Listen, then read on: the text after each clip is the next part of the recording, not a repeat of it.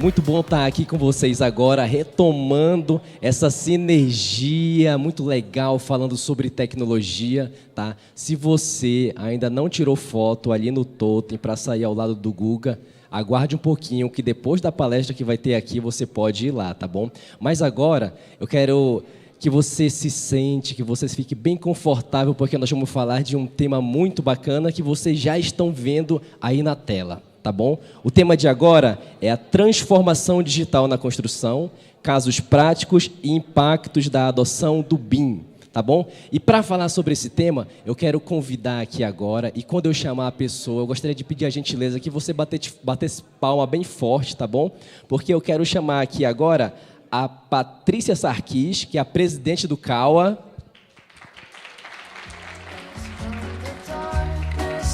O Alexandre Landim, que é presidente do Sinduscom da Bahia. Tá bom?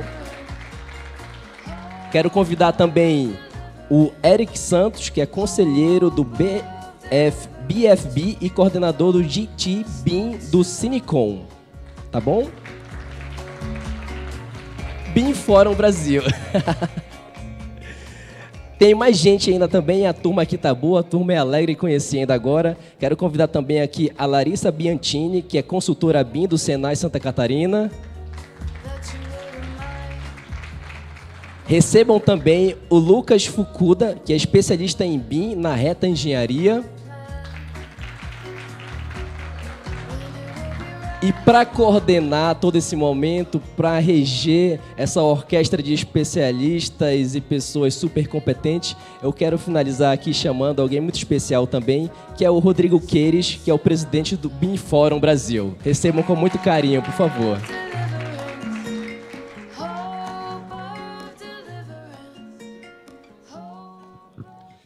Boa tarde a todos. Fique à vontade, vamos sentar. Em primeiro lugar, que alegria fazer parte do 100º ENIC, um marco que eu quero cumprimentar todos os presidentes, vice-presidentes, aqui na pessoa do presidente Renato Correia, por esse evento tão importante, tão bonito, tão inspirador, né? Se essa rua fosse minha, para representar um evento desse porte, com 100 edições. Então, primeiro, parabéns à CEBIC pelo 100º ENIC. Quero cumprimentar hoje, em especial, ao presidente da Comate, Dionísio Clavidianos, e a Leila Sobral, que trabalham tanto aqui para desenvolver as ações dentro da Comate, e agradecer, Leila, Dionísio, pela oportunidade desse painel para falar de BIM, em nome aqui do BIM Fórum Brasil, com os nossos convidados de hoje. A gente veio falar novamente viemos falar de BIM.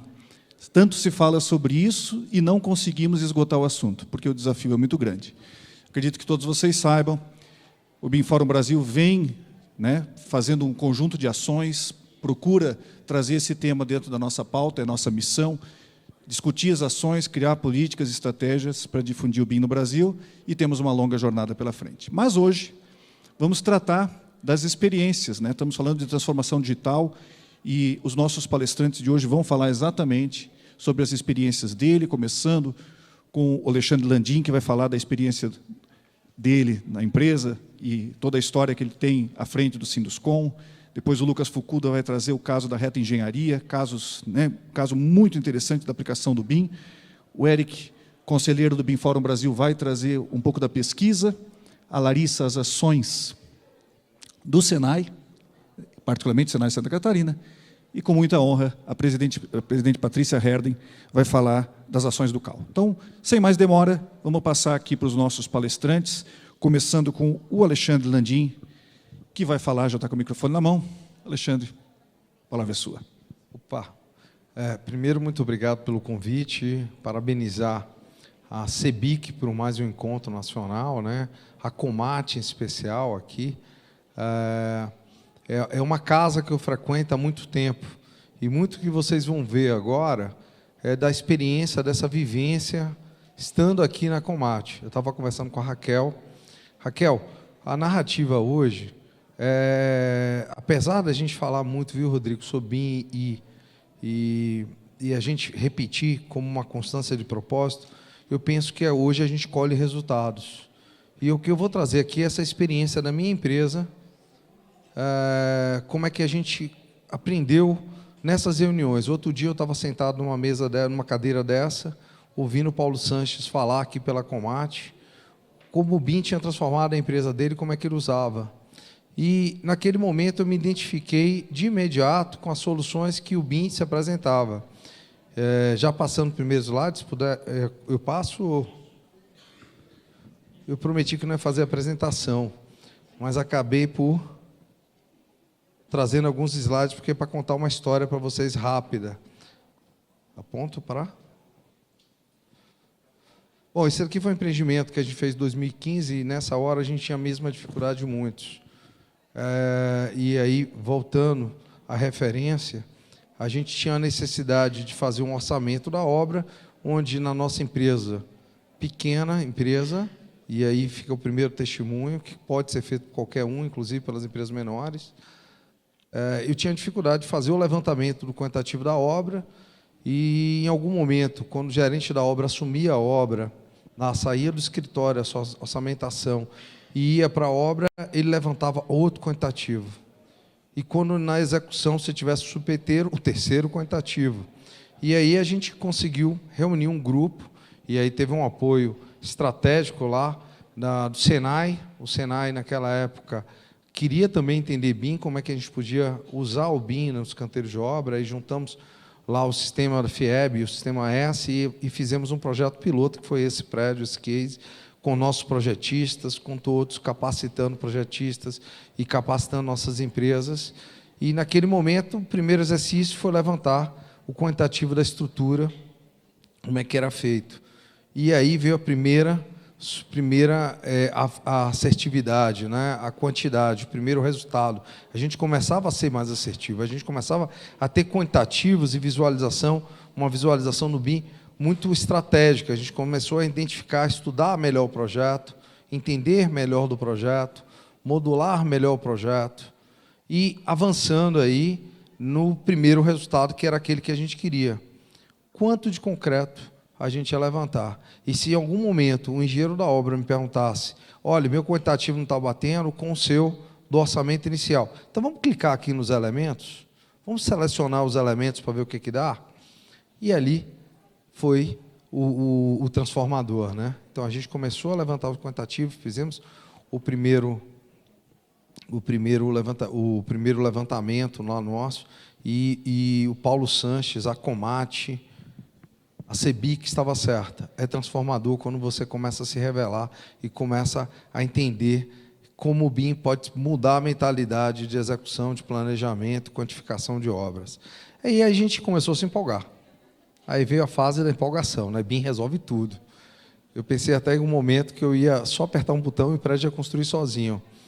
E aí a gente começou a fazer a modelagem da arquitetura. Aí começou a dúvida. A gente modela ou a gente contrata um modelo pronto? É para o nosso projetista fazer engenharia simultânea, começar a construir no projeto do BIM, usando ferramentas BIM para poder fazer o projeto dele, ou a gente tem que pegar o projeto 2D e converter para o BIM? E aí passamos um período intenso de debate. Hoje a gente já começamos a receber alguns projetos em BIM, e a gente começou a resolver coisas como essa, de coordenação de projeto. No primeiro exercício da validação, a gente começou a coordenar. Esse projetista que fez desse projeto, o arquiteto, é um arquiteto renomado de Salvador, um amigo meu, já fizemos aí, eu sempre brinco que eu faço um projeto com ele, traio ele com outro arquiteto, depois eu volto, porque eu gosto muito do projeto dele. O último nosso empreendimento da Cone, é ele que está executando, mas mesmo assim, mesmo por toda essa afinidade, por mesmo toda essa qualidade de projeto, a gente encontra ainda coisas como essa na formação do 2D. E depois a gente foi avançando na extração de quantitativos. Como é que a gente vai fazer essa extração de quantitativos na estrutura, nesse dia a dia? Como é que a gente vai conseguir visualizar? E aí começa uma segunda etapa. E aí tem um caso muito interessante. Gente, quando a gente percebeu uma segunda dimensão, terceira dimensão, tem essas dimensões, terceira, quarta, quinta dimensões do BIM, que aí nomenclaturas e e alinhamentos literários muito interessantes. Mas teve um encanador, o meu encarregado de instalações, eu ainda sou muito presente, dizem até que eu sou o cara da obra ainda, né? Eu vou muito para a obra. E o meu encarregado, que trabalha comigo há muito tempo, falou: Alexandre, é inviável a gente fazer aquele shaft com aquelas instalações. Não é possível que encaixe. E ficou aquele suspense. Eu falei: liguei para o meu amigo Thales de Azevedo, nosso projetista. Thales, eu estou com uma dificuldade, eu acho que eu não estou conseguindo enxergar seu projeto e a gente não está conseguindo montar o shaft. Ele: peraí, a gente montou no BIM, vamos ver como é que dá? Alguém pode apertar o play aí? E ele me manda isso pelo WhatsApp. E aí começou a transformar uma outra coisa, a gente transformou a informação. Imagine que o servente mais simples do canteiro de obras de vocês, aquela pessoa da limpeza, ele tem um WhatsApp. Eu passei para o meu encarregado. Esse vídeo chegou para mim pelo WhatsApp. Gente, isso tem 2017, 2018, isso. Tem 7 anos. A gente passou, eu recebi isso pelo WhatsApp, passei para o encarregado. Faz assim, né? É lógico que eu imagino que a fala dele foi para o encanador dele: você não sabe fazer nada? É assim que faz, que monta. Aí ele passou para o servente. E em algum momento, no canteiro de obra, todos os nossos colaboradores eram fiscais da obra, porque a gente conseguiu enxergar melhor o projeto. E a gente conseguiu dar uma profundidade, uma leitura do projeto muito poderosa e conseguiu, muito fácil, pegar a palma da mão de qualquer colaborador para ser até um fiscal da nossa obra. Eu acho até que, em algum momento, deve ter tido até umas brincadeiras com quem fez errado. Você não sabe fazer? Aqui, o vídeo faz assim, . Então, foi muito importante essa primeira experiência no BIM. Depois vieram outras, que a gente começou a trazer a experiência da logística no canteiro de obra. A gente conseguiu pensar plano de ataque, a gente começou a visualizar o planejamento da obra. Eu acho que é aí que a gente sobe mais um degrau, dá mais uma dimensão. Começamos a dar visibilidade, volta aquela questão da visibilidade. Qual é a meta no início do ano? Isso daqui é um mural lá do canteiro, tirado numa parede de container. E aí, o que eu achei interessante é que antigamente a gente botava ou uma curva, ou um gráfico de Gantt, ou uma curva S, ou uma linha de balanço. E o engenheiro começou a planejar colocando esse tipo de elemento para planejar a nossa obra. É esse o nosso plano de ataque semanal. E, mais à frente, se puder apertar o play, a gente começou realmente a pensar na obra de forma sistêmica, planejando. Veja, gente, não é nenhum vídeo fantástico, não é nada que talvez, tenho certeza que tem vários fornecedores, tem vários vídeos no YouTube muito mais ricos do que esse, mas esse foi o que a gente fez, e o depoimento que fica aqui é que uma pequena empresa pode fazer isso de forma profissional, com atenção aos detalhes, e evoluir de uma forma muito visual, muito didática, muito própria. Eu tenho certeza que quem assistiu esse vídeo aqui, ou no meu canteiro de obra, sabia exatamente qual era a semana e o horário que iam fazer cada etapa naquele momento, daquele planejamento da obra.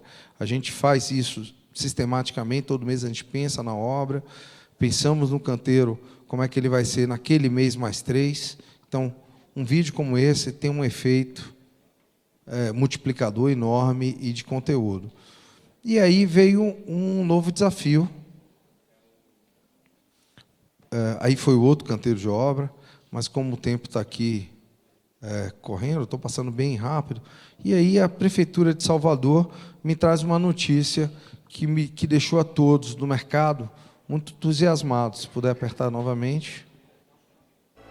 Em plena pandemia... A SEDUR, Secretaria Municipal de Desenvolvimento e Urbanismo, está lançando o BIM Salvador, um sistema de licenciamento pioneiro no Brasil, que vai revolucionar a forma de licenciar empreendimentos na capital baiana.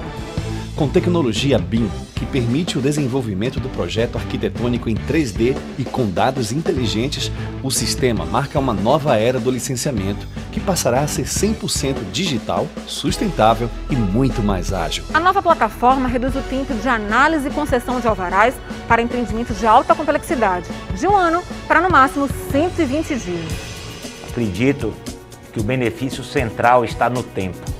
E falar de tempo é falar de dinheiro, é falar de atração de investimentos, é falar que os profissionais terão mais agilidades, que os construtores e empreendedores terão uma vida facilitada, de tramitação rápida, de previsibilidade. O sistema, que automatiza a análise dos parâmetros urbanísticos, identifica possíveis pendências do projeto relacionadas à legislação e permite que os ajustes necessários sejam realizados. Essa precisão técnica garante que a SEDUR já receba o projeto em conformidade com as exigências legais. Quando você fizer o projeto que implantar na plataforma, ele já vai dizer, sem você dar entrada, que está certo ou está errado.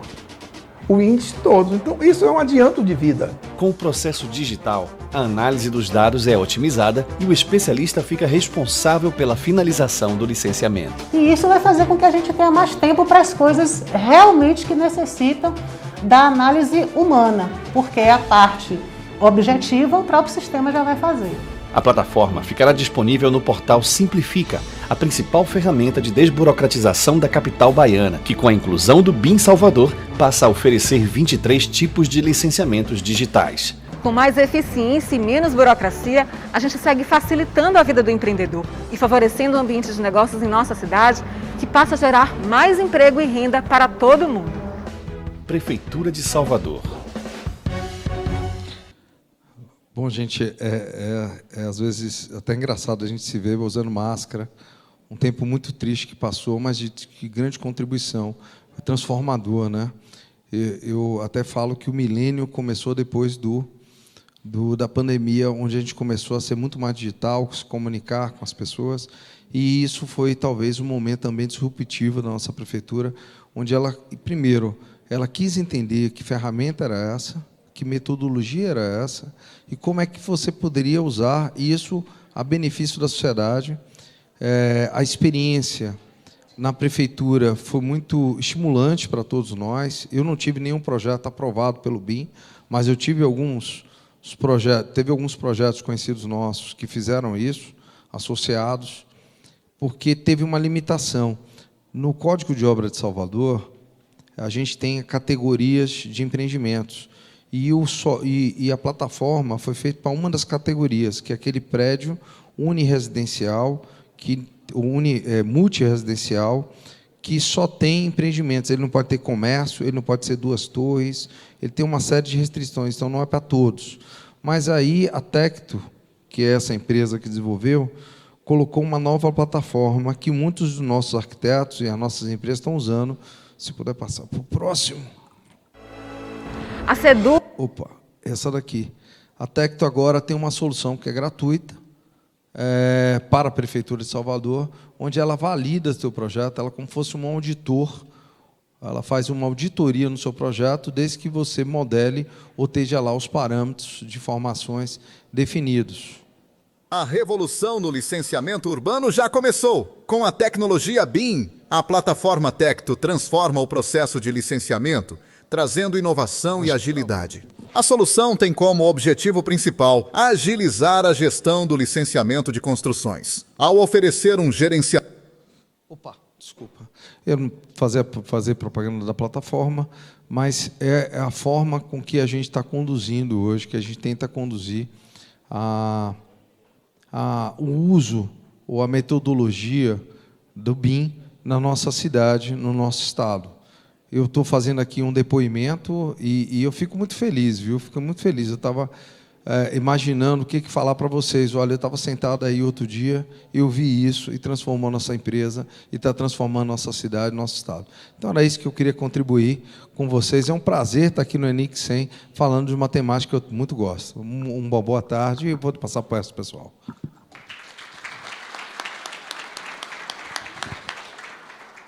Muito obrigado, Landim, pela apresentação. Contou a história aí dessa empresa com uma jornada belíssima e com tantas oportunidades. Vamos continuar aqui nosso painel. Agora vamos ouvir um pouquinho do Lucas Fukuda, que vai trazer o caso da Reta Engenharia, uma empresa que também vem aplicando o BIM de uma forma exemplar. Conta para a gente, Lucas, o que vocês estão fazendo lá na Reta. Bom, boa tarde, pessoal. Eu sou o Lucas Fukuda. Eu queria agradecer ao ENIC pelo convite. Hoje eu vou trazer um case prático, que é uma obra de infraestrutura, é uma ponte localizada no norte do nosso estado, e a gente fez em parceria com o DER de Minas Gerais, e a reta, o escopo principal foi fazer o planejamento macro e a estimativa de CAPEX dessa obra. Ela vai ser a maior ponte do nosso estado, vai ser uma obra de medida compensatória da Vale, e a gente fez algumas análises muito interessantes, como que a gente construiu o planejamento e o orçamento.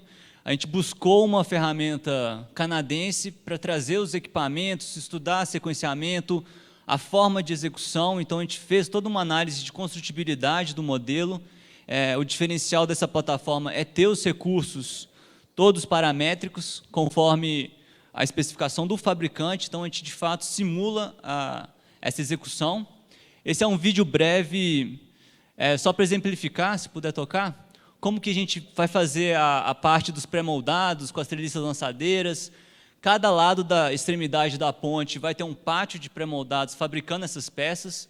Então, é uma ponte ali que vai ser executada metade alagada, metade seca, e com uma metodologia construtiva inovadora, e com um balanço sucessivo, para evitar equipamentos movimentando num terreno tão difícil.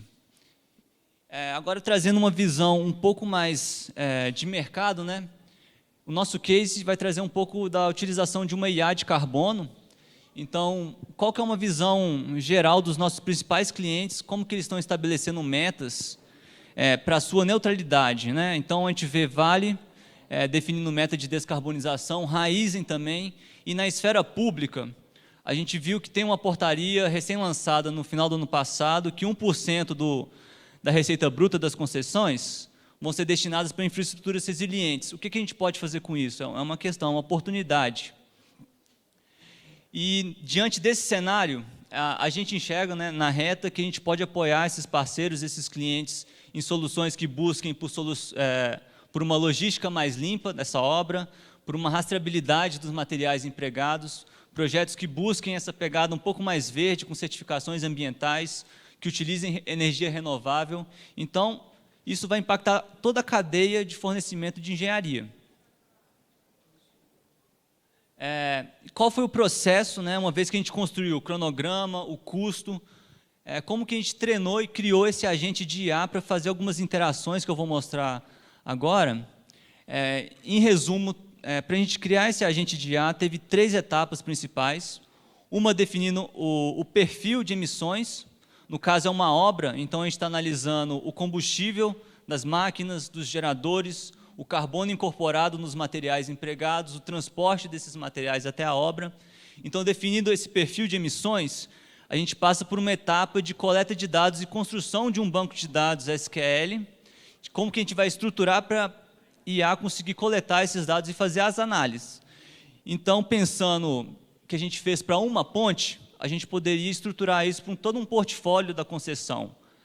Basta a gente pensar na conectividade dos dados e ter esse banco de dados sendo retroalimentado, uma informação viva, para, de fato, a gente treinar a IA, definindo o comportamento dela, as funcionalidades, o tipo de análise que ela pode trazer. E, para exemplificar tudo isso, eu vou trazer um vídeo que a gente vai rodar 5 interações de exemplo. A gente fez uma interação muito maior, um relatório muito mais completo, mas a gente vai trazer aqui 5 questões para a IA nos ajudar a processar esses dados de orçamento e planejamento, que é buscar o resumo da pegada de carbono da obra, quanto que eu estou emitindo nessa obra, traçar um plano específico de reduções, analisando toda a documentação de planejamento, o projeto, a metodologia construtiva, trazendo recomendações, verificando também a aderência do nosso cronograma, se o nosso cronograma está de acordo com as condições climáticas daquela região, uma análise de Shadow Carbon Price, que é como que eu quantifico a questão financeira, né? Quanto que eu estou impactando e o custo do carbono daquele impacto. Justamente porque a gente vê como tendência as legislações ficarem cada vez mais rígidas, e se na etapa da obra a concessionária for obrigada a reduzir ou até neutralizar aquela obra, é um risco associado e uma oportunidade que eu vou explicar também diante daquela portaria do Ministério do Transporte. Então, pode dar play. A primeira interação que a gente pede aqui é para resumir o total de carbono que eu estou emitindo. Ela traz em forma de gráfico para ficar bem visual e por escopo, se é por combustão, se é por material. Como é uma ponte de pré-moldados, aço e cimento correspondem a praticamente 88% das emissões. Então, é sobre eles que a gente vai pensar algumas estratégias de redução. Então, ele traz aqui os 5 principais, algumas conclusões e recomendações. A gente passa para a segunda interação, que é pensar um plano específico de redução da ponte sobre o Rio São Francisco. No caso, ele analisa engenharia, os materiais, a metodologia do balanço sucessivo, que eu estou diminuindo a movimentação de equipamentos, o lado seco e o lado alagado das estacas, ele reduz aqui, traz uma recomendação da lama betonítica por polímero biodegradável, então é além das emissões de carbono. Ele traz aqui, se eu substituir o cimento por um cimento sustentável, o aço, o quanto que eu reduzo, o impacto no custo, o que eu estou evitando de tonelada de carbono, a correspondência em árvores, se eu for comparar isso com um projeto de compensação ambiental. E ele faz essa análise. Agora, a questão da aderência climática. Ele vai verificar se no meu cronograma tem alguma atividade que impacta o meio ambiente e se ela está pensada numa janela de tempo que não é favorável.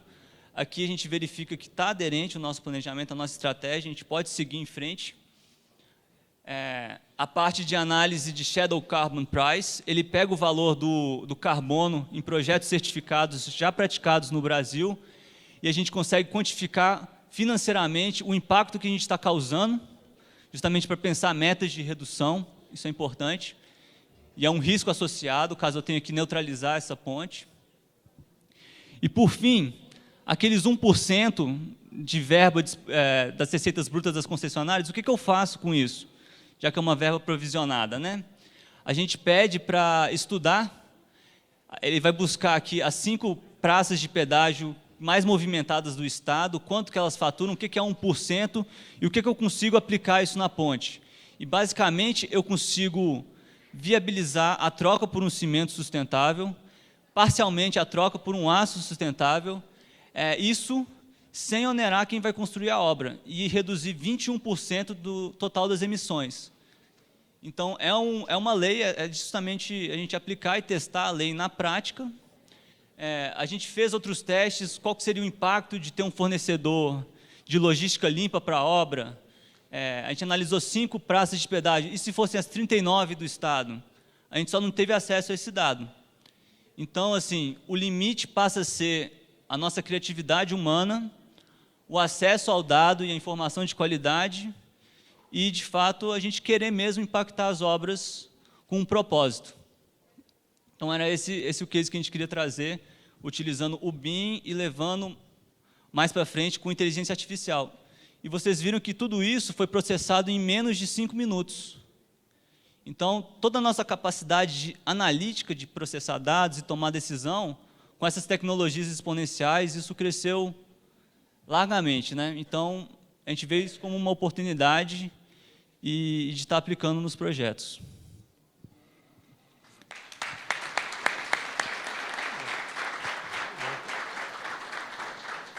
Muito bom, Lucas. Acabamos de ver 2 casos, né? Uma aplicação residencial no mercado imobiliário, o BIM no mercado imobiliário. Talvez o caso do Landim, né? De uma história que começou há mais tempo, até o quanto que o BIM pode levar a extração de quantitativos, a gestão dos padrões de sustentabilidade agora com o uso da IA. Então, nós temos um horizonte imenso de aplicação do BIM. Mas também temos muitos desafios. E agora a gente vai ouvir um pouquinho, né, baseado nas pesquisas, na recente pesquisa que o BIM Fórum Brasil fez, aí o Eric vai apresentar para a gente os resultados da pesquisa, só o controlezinho aqui, não, o controle, isso. O que são também as oportunidades, mas especialmente os desafios que a gente tem para a aplicação e avanço do BIM no Brasil? Eric. Obrigado, Rodrigo. Obrigado, pessoal. Obrigado pelo convite. Eu, como gerente de engenharia na Andrade Gutierrez, e aí participando do Conselho do BIM Fórum e também coordenando o GTBIM do Cinicom, eu tenho acesso e conversas com o mercado. Então, minha contribuição aqui nesse painel, de fato, é trazer a pesquisa para embasar o meu depoimento e minhas conversas aqui para dar uma ideia de futuro, né, pensando na transformação digital. Então, falando um pouco do BIM Forum, para quem não conhece, BIM Forum Brasil, uma organização, sociedade civil, com foco em disseminar e coordenar as ações de forma nacional relacionadas a BIM e transformação digital. É uma associação com mais de 130 empresas e com mais de 200 associados pessoa física, baseado no chapter da Build Smart. Maiores dúvidas no final, eu tenho a ajuda do presidente para responder, então fica mais fácil. Deixa eu ver se vai aqui. Aonde que é?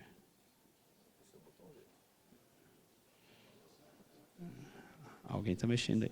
Vamos lá, começar com o GT3, é o Grupo de Trabalho 3.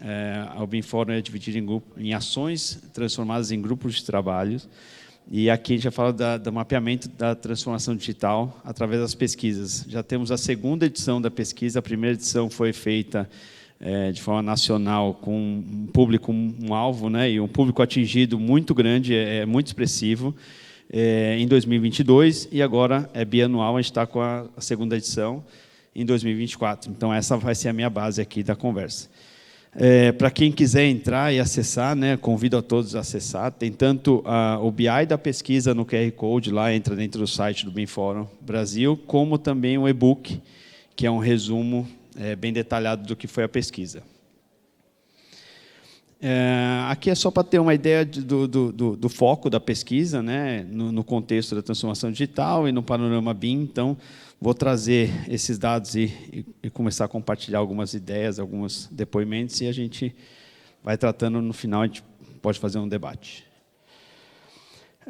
O número aqui, falando de forma geral, dos problemas crônicos que temos na construção civil, né? E isso não são poucos, mas pensando na questão de elaboração de projeto, de forma macro, o BIM ele não resolve tudo, a gente sabe disso. Porém, com a experiência, a gente vê que ele promove você enxergar todos os problemas, e de forma natural você vai esbarrar em todos os problemas implantando o BIM. E isso vai ser uma prática muito boa para você poder alterar processos, treinar pessoas e, com isso, você melhorar aquele problema que você tem crônico. Eu convido a todos aqui a olhar um pouco dessa tabela, não sei se está muito pequeno para olhar, o ranking de problemas que foi identificado na pesquisa. E eu, particularmente, já passei por todos, ou no mínimo 3 a 4 problemas que estão nessa lista aí. E acredito que todos vocês aqui trabalham nesse mercado, na indústria da construção, tenham passado por esse tipo de problema. Então, os números são muito grandes, e esse problema é bem crônico na construção civil. A pesquisa traz uma base de dados importante e consistente pelo número de pessoas que fizeram a pesquisa, que dá a base para a gente trabalhar tanto dentro do BIM Forum Brasil, como a entidade que vai coordenar e promover essas ações estratégicas. Então, a base de informações de tecnologia, como é que a gente está trabalhando, os números ali de 71% na tecnologia 2.0, né, passando para 3.0, 4.0. Outras questões, soluções mais genéricas e não de mercado da construção. Então, pego lá uma ferramenta de mercado de varejo para instalar na minha construtora. Então, são coisas que acontecem no mercado, porque é o que tem acesso, e comparado às soluções que são bem direcionadas à construção.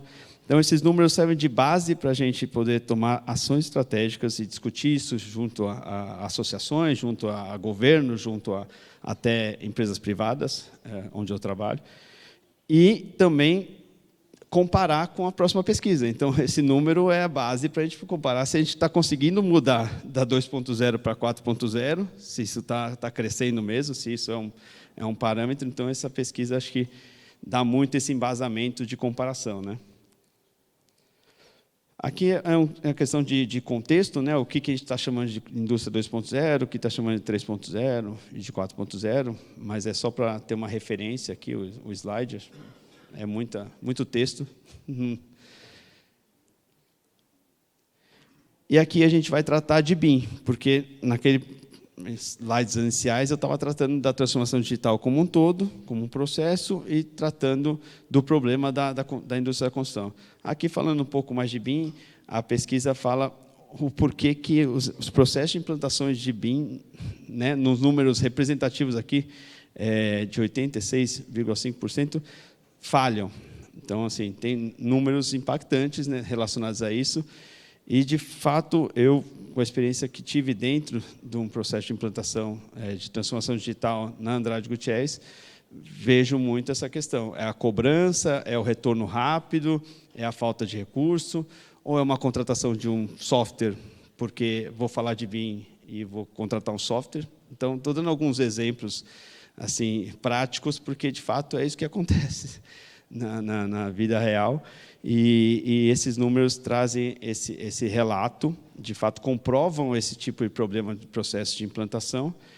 E aqui eu vou tentar mostrar um pouco mais destes tipos. Aí já estou precisando de óculos aqui, Rodrigo.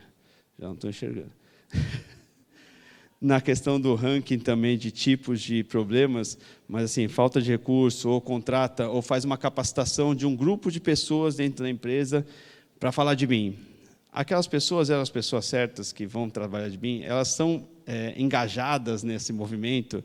Então, esse tipo de relação tem planejamento de implantação de forma estruturada, tem um roadmap, né, onde que você quer chegar, ou simplesmente o cliente vai lá, te dá uma carta convite, eu quero em BIM, não define o que ele quer, e você sai fazendo o BIM, que é a demanda, né? Mas, de fato, isso vai morrer lá na frente, porque não tem uma estrutura, não tem um planejamento.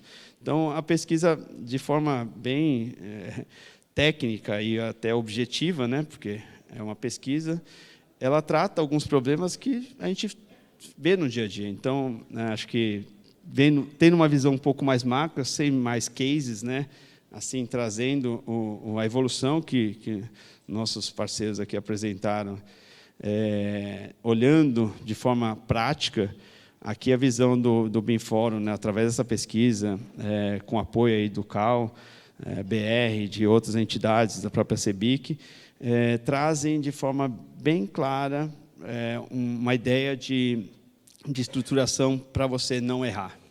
Até chamando um pouco a atenção e dando destaque aqui, acho que o Rodrigo vai falar um pouco mais na frente, mas hoje o BIM Forum, uma das ações que o BIM Forum tem feito no GT, agora eu não lembro o número, mas ele vai me esclarecer, trazer um framework de implantação de BIM.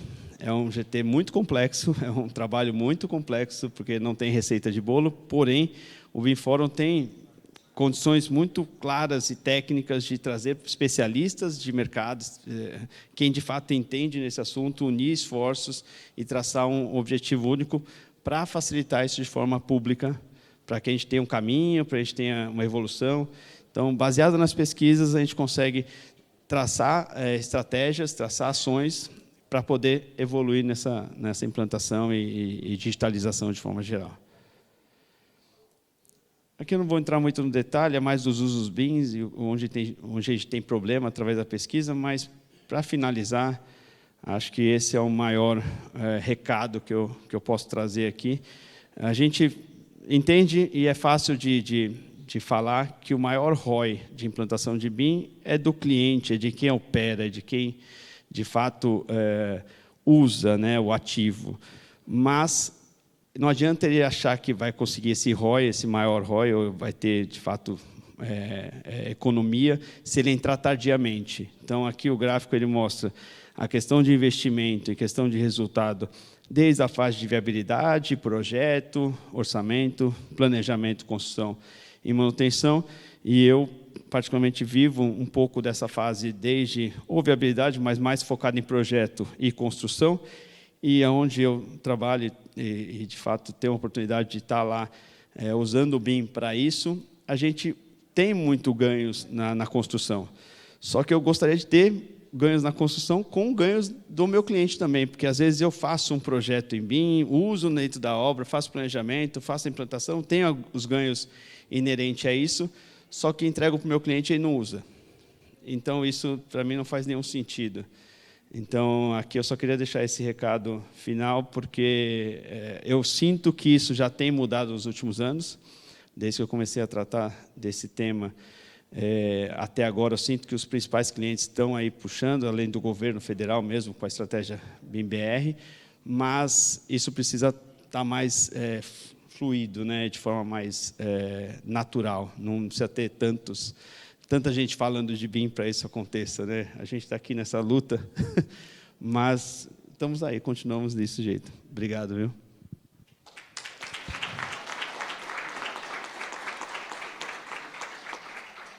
Obrigado, Eric. E acho que todo mundo aqui, né, deve ter percebido que, por essa última imagem, o BIM, ele traz... Hoje a gente enxerga o BIM muito na fase da modelagem, ainda o mercado ainda vê muito como modelagem. Mas o grande ganho do BIM está na gestão da informação. Então, o BIM é uma ferramenta de gestão. Eu costumo dizer que BIM não é Building Information Modeling, mas é Business Information Management. Então, se a gente for pensar dessa maneira, o BIM é a grande ferramenta de tomada de decisões que os empresários da construção têm que passar a utilizar.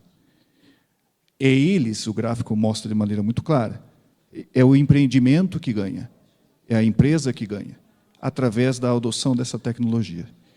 E é com esse pensamento que eu quero convidar, então, a Larissa Bianchini para falar exatamente do que o Senai está trabalhando. São muitas iniciativas do Senai. Quando a gente fala do Senai, a gente não pode esquecer que existem várias unidades do Senai no Brasil, fazendo vários trabalhos muito importantes. Mas conta para a gente, Larissa, o que o Senai está fazendo para a transformação digital dos empresários da construção. Muito obrigada pelo convite. Eu sou consultora hoje no Senai, em Santa Catarina, e essa pesquisa trazida pelo BIM Fórum Brasil reflete algo que eu vejo direto quando eu começo a conversar com as construtoras. E aí, já estão usando BIM? Ah, sim, a gente acha que é o futuro, que precisa, a gente até pediu para os nossos projetistas, porque a gente acha que eles já usam os programas que são BIM, e daí a gente pediu, eles estão nos mandando os modelos. Tá, e vocês estão usando as informações, estão conseguindo usar isso? Não, a gente não conseguiu usar, a gente não consegue entender onde é que estão as coisas. Mas está lá, o 3D, bem bonitinho, né? E aí eu entro com a pergunta, tá, mas por que você quer BIM? Então, a primeira coisa que qualquer empresa que queira ter BIM precisa saber é por quê. Não adianta eu contratar ou pedir para os meus projetistas, agora eu quero BIM, porque todo mundo está fazendo BIM. Então, por que você quer? Qual é a dor que precisa resolver? Né? Eu acho que os nossos colegas trouxeram muito isso, os cases focando na dor. Qual era a dor que eles tinham naquele momento e que o BIM poderia vir a resolver. Então, a primeira pergunta é entender o porquê e qual é a grande dor que a gente quer resolver com o BIM. E depois a gente precisa entender que uma implementação BIM ela depende desses 3 elementos, que são extremamente importantes. Então, a gente precisa que a equipe que vai passar a trabalhar em BIM, ela tenha conhecimentos, habilidades e atitudes. Então, primeiro, a minha equipe precisa ter conhecimento, entender o que é BIM, entender que a gente vai ter uma mudança de processos, entender como que isso vai acontecer. Depois, a gente precisa desenvolver as habilidades, porque não adianta só eu saber o que é BIM, se eu não souber como fazer isso dar certo no meu contexto. Então, eu preciso desenvolver as habilidades necessárias para mim saber fazer BIM para aquilo que eu estou buscando. E, por último, a gente precisa fazer com que essa equipe tenha a atitude de realmente entrar de cabeça e entender como vai funcionar esse novo processo. Então, eu preciso que a equipe entenda que vai ser um processo colaborativo, de integração, e que talvez vai ser diferente do que eles estavam acostumados. E a consultoria do Senai, ela entra dentro da empresa justamente para trazer esses 3 elementos. Então, a gente traz conhecimento, a gente ajuda a desenvolver essas habilidades e, principalmente, a gente instiga todas as pessoas a passarem a ter essa atitude BIM. Então, dentro da jornada da consultoria hoje do Senai, a gente atua iniciando por um diagnóstico. Então, primeiro a pessoa ela já vai ter que saber por que ela quer BIM. Então, a gente vai começar com esse foco. Vai entender onde a empresa está atualmente, para onde ela quer ir, com foco nesse motivacional, nessa grande dor, e vai traçar um plano de implementação BIM, para a gente entender onde a gente está, para onde a gente vai, criar um roadmap, ter esse framework de como que vão acontecer as mudanças, para que aí sim a gente possa começar a pensar em algum software BIM e realmente fazer as mudanças. A partir disso, a gente entra, então, com as documentações. Então, dentro do Senai, os nossos consultores ajudam as empresas a desenvolver todas as documentações necessárias para que a gente consiga realmente sair desse lugar onde estamos hoje e atingir os nossos objetivos BIM. E, por último, a gente faz um acompanhamento a partir de uma prova de conceito, onde a empresa vai efetivamente testar se tudo aquilo que foi planejado está dando certo. E aí, nessa prova de conceito, a gente vai dar todo o acompanhamento, entender quais são as boas práticas de modelagem, entender se o processo que a gente desenhou está adequado ao que a empresa vive naquele momento, para que a gente possa ter certeza que isso está dando certo. E, junto com isso, a gente sempre vai estar trabalhando aí com workshops BIM, porque é importante que toda empresa passe a ter conhecimento, passe a desenvolver as habilidades BIM e passe a realmente viver esse novo contexto da empresa, e não só aquele núcleo BIM, que seria aquelas primeiras pessoas, mas sim esse workshop voltado a toda a empresa, para que todo mundo possa vivenciar essa transformação em conjunto. Então, hoje, o Senai atua, assim como o BIM ele é uma mudança colaborativa, o Senai é justamente essa parceria que busca encurtar esse caminho, trazendo justamente a estratégia para que a empresa consiga, de fato, sair de onde está hoje e chegar no seu objetivo de uma maneira mais rápida do que se fosse fazer por conta própria. Muito obrigada.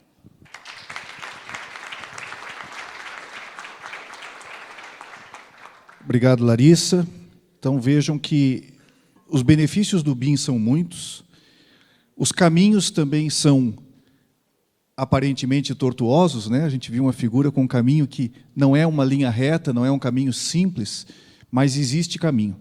Além do que o Senai já faz, e respondendo ao que o Eric falou, sim, o BIM Fórum Brasil também está trabalhando num projeto, que é o Framework de Implantação BIM, que tem um propósito parecido com esse, do Senai, que se complementam, são projetos que se complementam, mas que têm um propósito que para nós é muito importante. Nós precisamos ajudar dezenas de milhares de empresas de construção. São 60 mil, talvez, a CEBIC certamente tem um número melhor do que o meu, mas nós temos dezenas de milhares de empresas de construção a implantar BIM. Nós devemos apoiar mais de 5 mil prefeituras a implantar BIM. Temos milhares de escritórios de engenharia e arquitetura para implantar BIM.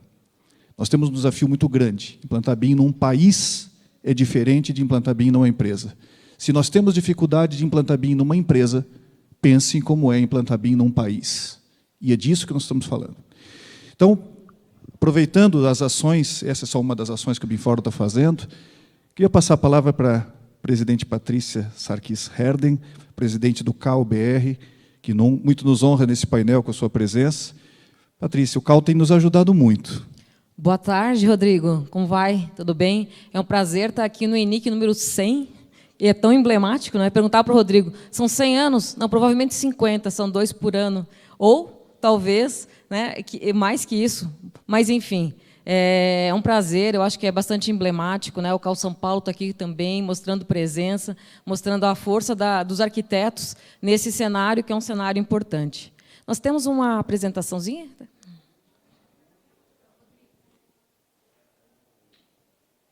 Obrigada. Bom, nós no CAU, nós começamos a nos perguntar como que nós vamos colaborar com esse processo.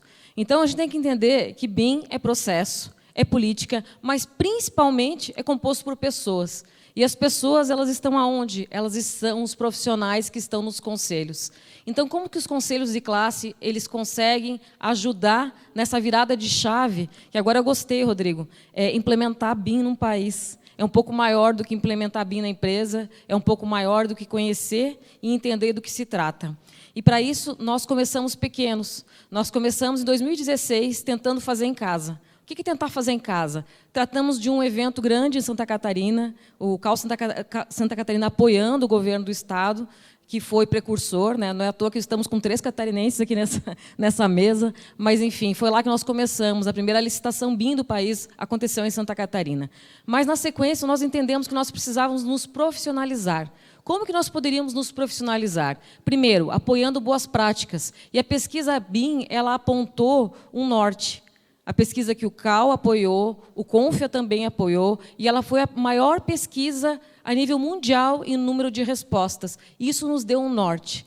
Nós participamos da primeira pesquisa, nós apoiamos a segunda pesquisa. Mas, na intenção de ir além, com a nova lei das licitações colocadas, onde estava muito claro que o governo passaria a exigir BIM dentro das suas contratações, nós apoiamos a coletânea de guias de contratação BIM. E essa coletânea ela foi um marco no sentido de tanto a iniciativa pública quanto privada entenderem por onde começar. Ali tinha uma luz, tinha um caminho. Falar também do GT6 e dos objetivos educacionais e competências BIM. Então, o CAL-BR hoje apoia o desenvolvimento de uma matriz de competências que vai ser desenvolvida, né, e vai ser entregue ainda até o final de 25. Quais são as habilidades do profissional do futuro? Quais são as competências que esse profissional que vai ter? Sabemos que BIM trata de um mundo colaborativo, multiprofissional. Então, é muito importante que nós tenhamos esse desenho dessa matriz para entender exatamente essas competências, aonde elas estão alocadas, como nós, conselhos, podemos capacitar os nossos profissionais. Falar também da coordenação de projetos BIM. Ele é do GT9 e ele vai tratar de um guia de boas práticas para a coordenação de projetos BIM baseados na ISO 19650. Esse vai ser a ideia que seja lançado possivelmente em setembro. E já vou aproveitar e falar de setembro e convidar vocês para a nossa conferência. Nós teremos uma conferência em Brasília, que acontecerá de 4 a 6 de setembro, onde nós pretendemos lançar esse material. E agora, Rodrigo, eu devolvo para ti a palavra com esse otimismo de que nós estamos dando o nosso melhor para colaborar nessa ação junto com o BIM Fórum Brasil e realmente implantar BIM no nosso país. Obrigada.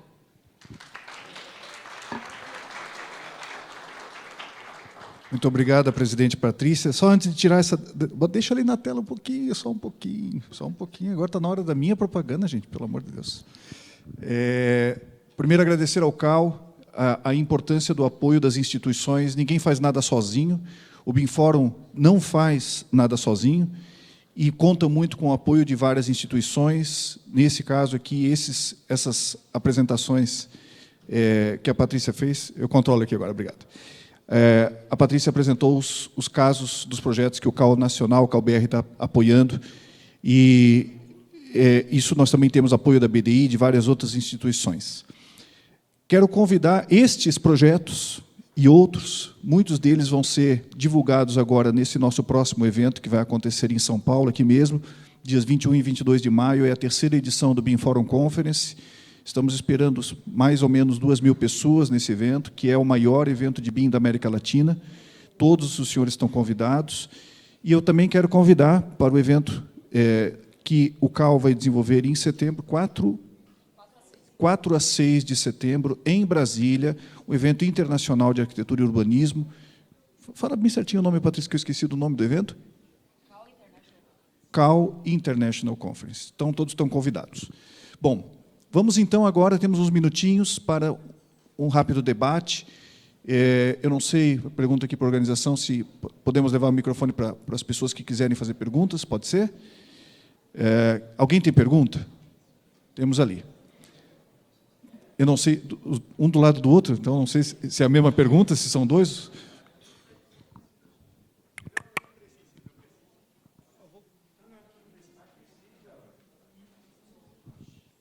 Bom, não precisa porque meu português é muito ruim, tá? Vou pedir para você perdão por minhas palavras, mas, bom. Nós trabalhamos muito com certificação e estamos achando um grande problema que é o seguinte, ausência de pensamento sistêmico.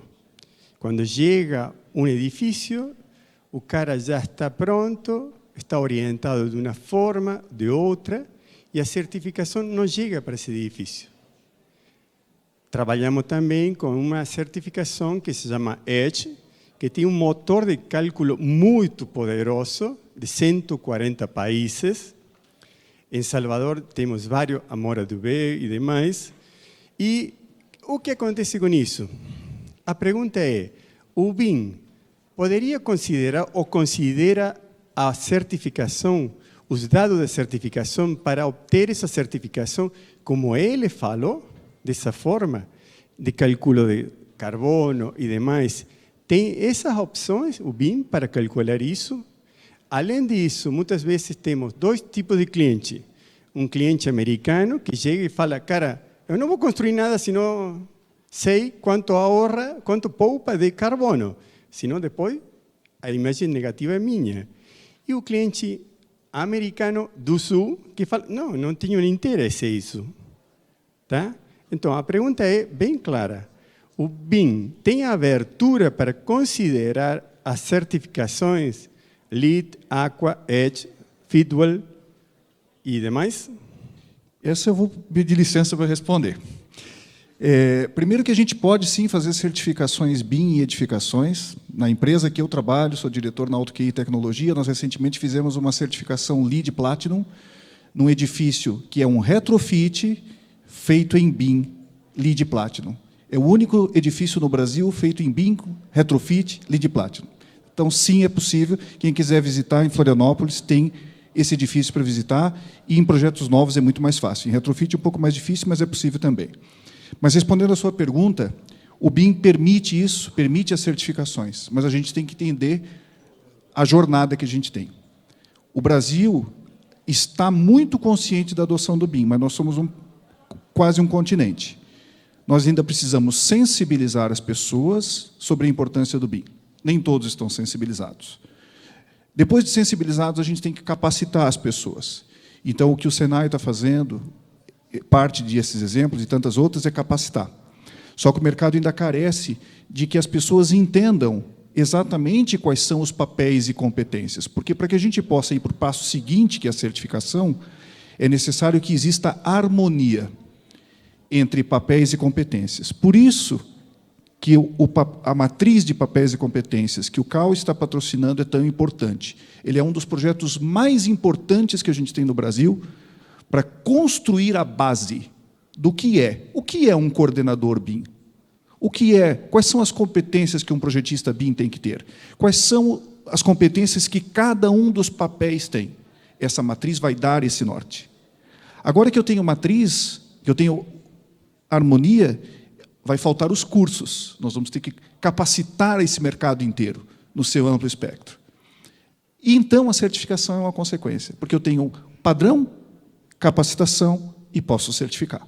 Posso certificar profissionais, posso certificar processos, posso certificar empresas, poderei certificar projetos. Mas tem uma jornada. Objetivamente, a resposta é sim. BIM permite a certificação. A boa notícia é que o BIM Fórum Brasil, que é Build Smart Brasil, já tem a primeira certificação padrão internacional, chamada certificação da Build Smart International, certificação em nível Foundation, é a primeira, já está rodando. Qualquer pessoa que queira fazer já pode. E esse ano ainda a gente deve fazer um segundo nível de certificação chamado Practitioner, que é o segundo nível. E virão outros. Obrigado pela pergunta. Tinha outro do lado? É quase a mesma. Tá bom. Mais alguém?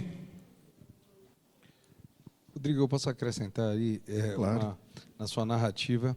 Primeiro, eu queria me desculpar. Eu cumprimentei a CEBIC, a Comate, e eu esqueci de cumprimentar a iniciativa do BIM Fórum Brasil, que é um ambiente que a gente tem encontrado muita sinergia e oportunidade de ver conteúdo e debater vários temas, e quem gosta do assunto ou quem pretende utilizar já é uma fonte de debate, um fórum muito específico. A segunda é a pergunta do colega ali, ele coloca uma coisa que a gente está experimentando agora, no caso prático, as simulações de desempenho acústico, térmico e outras, a gente já está exportando a partir da nossa base de arquitetura. Então, isso tem feito não só as simulações terem sido mais rápidas, como mais baratas. Então, eu penso que aí há um caminho da gente buscar uma velocidade ou até uma assertividade maior, porque a troca dos elementos cabe mais fácil. É só essa complemento da narrativa. Boa tarde, parabéns aí, Rodrigo, pela liderança. Meu nome é Paulo, eu represento a parte da educação da Autodesk no Brasil, treinamento e certificações. Nós já conversamos algumas vezes, né? Eu queria passar o testemunho para vocês. A gente está numa jornada já de 12 anos, buscando a adoção curricular. Então, é uma ótima notícia de mapa de competências, porque as universidades possuem os softwares gratuitos para a educação. Há mais de 10 anos, já 12 anos que a Autodesk disponibiliza isso para todos os cursos, e a gente vê ainda uma adoção muito pequena, de fato ainda CAD, no seu nível, sem a informação, sem o dado. Então, eu só queria reafirmar com você também, Rodrigo, que a gente também está nessa jornada junto, as nossas certificações orientadas a ferramentas, mas para soluções de problemas estão à disposição, estão em português. Foi um exercício e um esforço que nós fizemos, e também estamos nessa caminhada e queremos conversar com vocês do BIM Fórum para ver como é que a gente pode também fazer junto essa certificação da nível de practitioner e profissional e em cima de soluções de problemas. Então, parabéns a todos vocês e a gente está à disposição. Obrigado, hein? Obrigado, Paulo. Última pergunta, então, para a gente não atrasar aqui a agenda do painel. Mais alguém?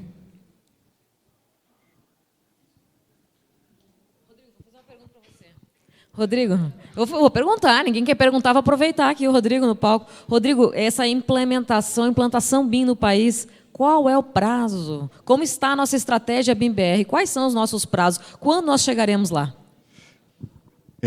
Essa é fácil, né? Pergunta de $1 milhão. Quando é que a gente termina de implantar o BIM no Brasil? Tá? Mas, felizmente, nós temos um ambiente favorável. Por incrível que pareça, né? Eu tenho conversado muito com outros BIM fóruns aqui na América Latina. Então, quando a gente olha o estado da arte nos países nórdicos, né? Quando a gente vê no Reino Unido, quando a gente vê experiências de sucesso em Singapura e outros países, o Brasil não está tão mal, tá, gente? Quando a gente fala de adoção do BIM. Nós estamos acelerando de uma maneira muito clara, e talvez um dos pontos fundamentais para isso é o fato de nós termos 2 instrumentos muito importantes. O primeiro é uma estratégia nacional que desde 2018 existe, e que recentemente foi atualizada. No final do ano passado, 27 de novembro, tivemos a reedição da estratégia BIM-BR, são 60 ações. O segundo ponto é que nós temos uma lei de licitações e contratos atualizada, que no seu artigo 19 prevê o uso preferencial de BIM. Então, nós temos uma estratégia nacional, nós temos um decreto 10.306 que tem objetivos que falam do que o Brasil tem que fazer, falam do conceito Open BIM, e tem uma lei de licitação que prevê o uso preferencial de BIM, que vai ser regulamentada este ano ainda. Então, nós temos o principal, que é amparo legal. Só que agora está faltando o resto. E esse resto passa pela educação nas universidades, que a gente precisa, né, de um projeto amplo de transformar as universidades em centros de ensino em BIM. Para quem conhece o projeto Construa Brasil, existe lá no Construa Brasil 2 células, vamos ter a 3ª célula BIM, que precisa ser replicada, só que tem mais 200 universidades para fazer, pelo menos. Então, nós temos que trabalhar na educação, nós temos que trabalhar na conscientização dos profissionais, porque nós temos centenas de milhares de arquitetos e engenheiros que têm que se capacitar para BIM. E um dos projetos importantes que o BIM Fórum vai produzir, e nós temos agora... com muita alegria, estamos anunciando aqui em primeira mão aqui aqui no ENIC, viu, Leila e Dionísio, é que nós vamos fazer um projeto também que está sendo feito com a Build Smart International, vamos fazer com o chapter americano e com o de Portugal, como que a gente pode criar indicadores do retorno do investimento do BIM. Para quê? Para que o empresário tenha, baseado em números, que o investimento, se ele investe 100, quanto que isso retorna para o empreendimento dele, quanto que isso retorna para o negócio. A gente precisa fazer com que a indústria, com que o empresário e o contratante público e privado entendam o valor do BIM. Não é a tecnologia, é para o negócio, é Business Information Management. Vamos lá? Acabou, né? Então, fechou o nosso tempo, muito assunto.